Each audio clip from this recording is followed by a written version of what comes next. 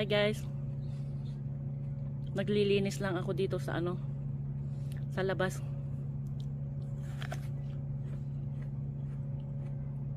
Habang nag-i-snack tayo. Yung okra natin, buhay pa sila guys. Nililipat ko pa yung mga ibang Bahala na kasi paiba-iba nga yung weather natin guys.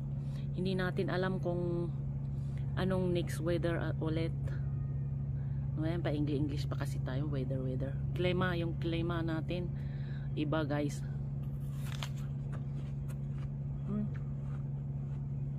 Hindi tulad nung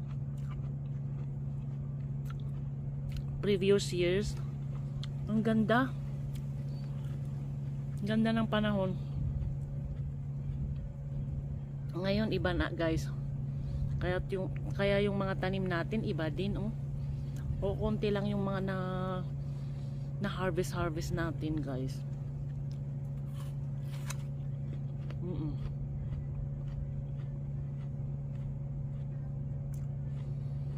Itong si Butiki, ang sarap ng higa niya dyan.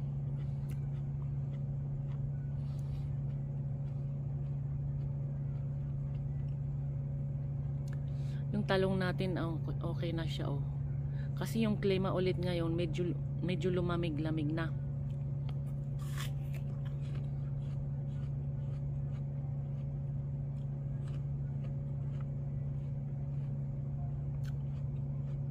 Ang inaano ko guys, baka biglang lalamig na naman, paktay na naman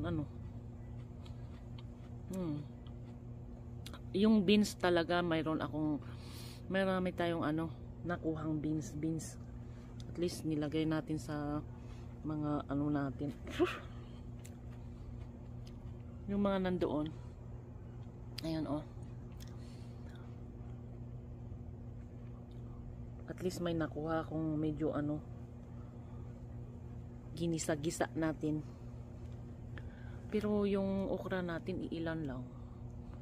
Siguro hindi naman hindi naman nakapat to guys, saglit lang. Itong okra natin guys, hindi yan nakapat, butas yan sa baba niyan. Nilagay ko lang yung parang na ganyan para yung tubig diretso lang doon sa niya, sa roots niya. Pero ganyan nagtatribe sila, pero nyo ay ilan lang yung na-harvest ko. Excuse me.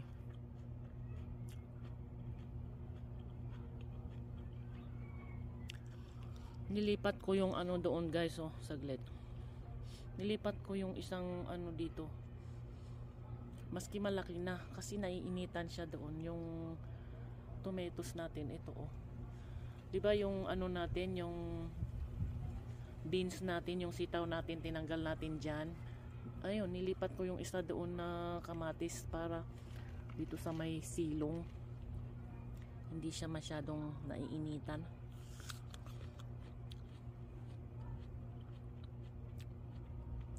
Nagtanim ulit ako ng beans dito guys. Bahala na kung mabubuhay sila. Okay pa yung beans. Ang dami nating na-harvest. Ayun yung beans. Na-harvest ko na yung kahapon. Pero tingnan nyo, mayroon pa ulit sila. Tatlo lang yan, di ba? Pero ang daming ko nang nakuha dyan. Itong beans na to, ibang klase. Hindi ko alam kung ano yan. Humahaba, pero bihira ang bunga. Ibang klase. Nilipat ko din itong natin ulit dito. Binalik ko dito Tingnan nyo, sunog siya doon sa kabila. Ito yung blueberry natin.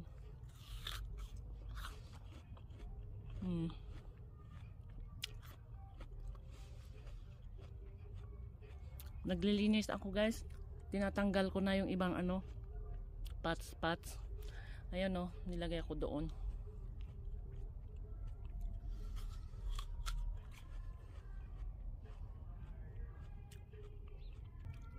Update ko kayo dito sa figs Pero medyo Na ano naman na naman siya, oh. Ano ba yan? Pero usog. Pero usog pa, oh.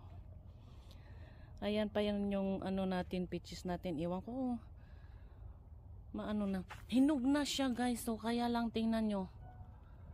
Ayan, maliit lang siya. Wala talaga.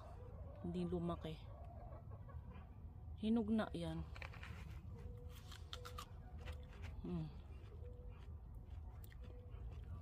Kumakain ako ng apple. Kain tayo.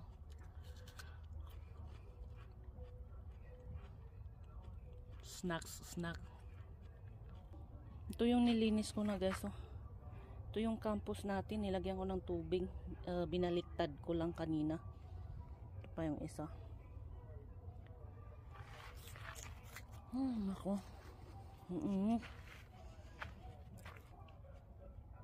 Yung parsley natin na hinarvest ko na last time, oh. Wala na ulit. Simutin ko ulit ito next time. Uubos ko lang kahapon yung hinarvest namin last time. Ang daming ano, pag kumakain ka, daming mga insekto na gusto ring makikain.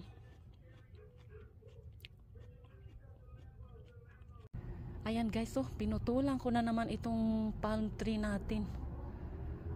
Humaba na naman yung dahon, oh. Pumupunta na naman doon sa kabila. Yung isa hindi ko muna pinutulan. Ay, kunti lang kasi ang ganda namang tingnan, ano. Ang hirap naman pag tatanggalan natin lahat. Hindi na siya maganda pag ano, gugupitan pa natin more. Diba? Ay, nako. Tinanggalan ko lang ng tatlong ano. Tapos yung iniwan nating brown last time, yung nag-yellow last time, remember? Pinutulan ko lang isa noon. Pinutulan ko na. Tinanggal ko na ulit. Ay, nako. Tapos na tayo, guys. Naayos-ayos ko ng konti ulit yung garden natin.